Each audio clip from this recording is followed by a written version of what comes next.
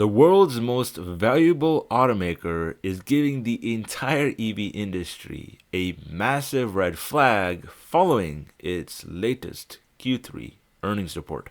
As Elon Musk so kindly put it, Tesla has also made some missteps with its execution over the past 12 months, particularly with a product like the Cybertruck, which Elon says Tesla dug its own grave with. And although these kinds of macroeconomic factors that reduce demand for electric vehicles are not in Tesla's control, the execution as well as the management of this kind of product launch, alongside what Tesla's been doing with other products like the Roadster and Semi, really do go to show you exactly why the EV industry needs more brands and more competition.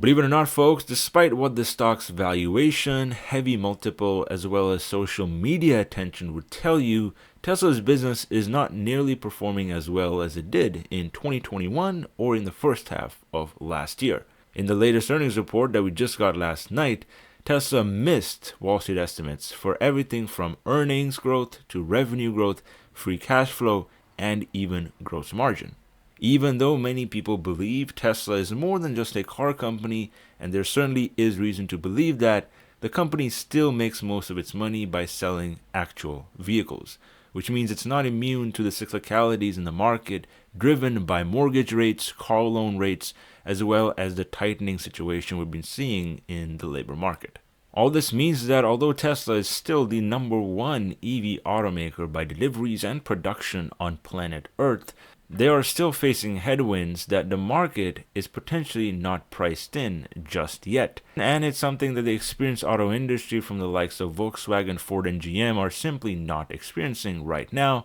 because of their lack of direct-to-consumer as well as very stable pricing structures. As a matter of fact, although Tesla's gross margin or cost of goods sold margin is still very strong at around 17.9% for the latest quarter, their operating margin fell by more than 2% to 7.6% in the latest quarter, which actually, believe it or not, puts them below the operating margin analyzed of GM as well as Volkswagen.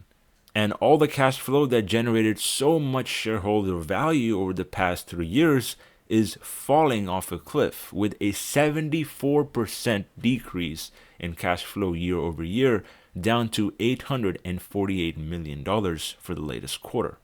This right here is a clear sign of something many people have been bringing up around Tesla and the auto industry for a very long time since the start of the pandemic, which is the idea that this growth that Tesla is currently experiencing is not sustainable unless Tesla introduces a cheaper electric vehicle. And just like with something like the iPhone in 2007, when people see something revolutionary and something unique on the market, they pounce to buy it hand over fist. And that is what we saw happen with Tesla's Model 3 and Model Y vehicles, which are obviously much more affordable than their luxury lineup.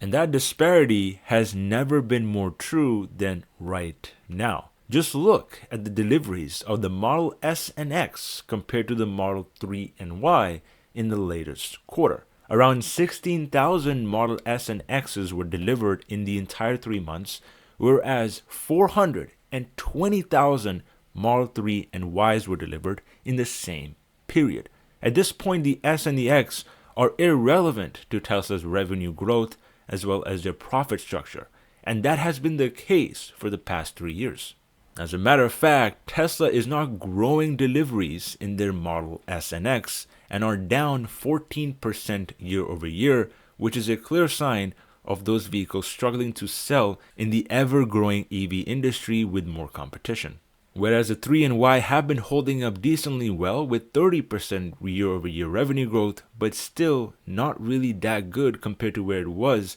last year. And obviously the simple reason for why the 3 and the Y are selling so well is because they are more mass market and their average selling price is a lot lower.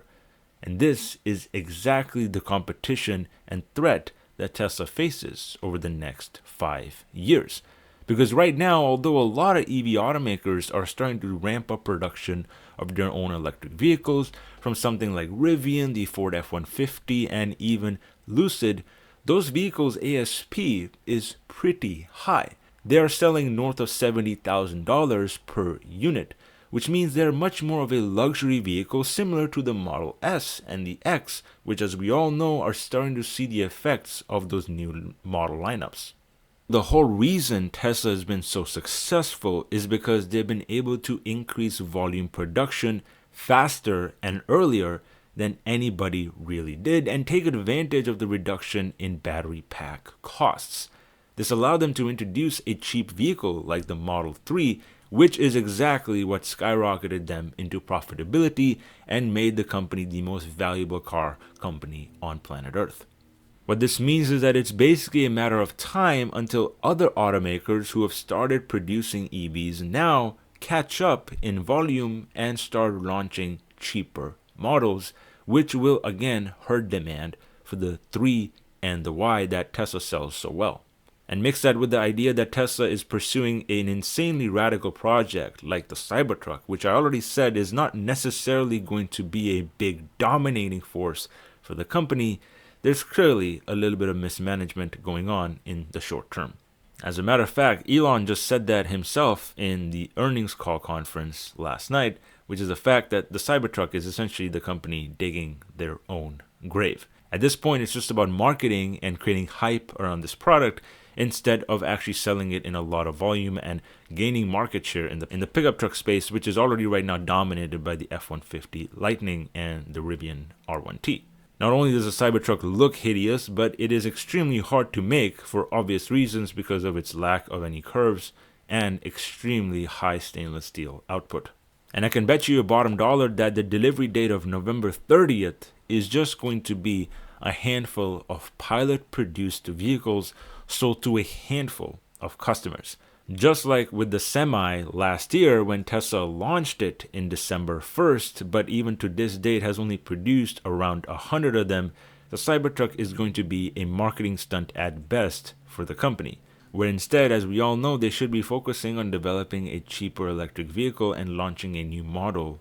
on the market. All these factors, folks, really come together to create a dim outlook for Tesla, which is something that other EV startups have already been experiencing for the past 3 years, with the only difference being that Tesla is a large cap, meaning it is typically immune to some of the forces witnessed by smaller companies. Next time anybody makes fun of Lucid, Rivian, Ford, GM, or even Nikola when it comes to delivering electric vehicles, show them this video and the analysis I just showed on the SX as well as the Semi and Cybertruck, which is something Tesla is clearly struggling with. As usual, folks, let me know your thoughts on the situation down in the comment section below. Thank you very much for watching, and I'll catch you guys in the next one. Take care.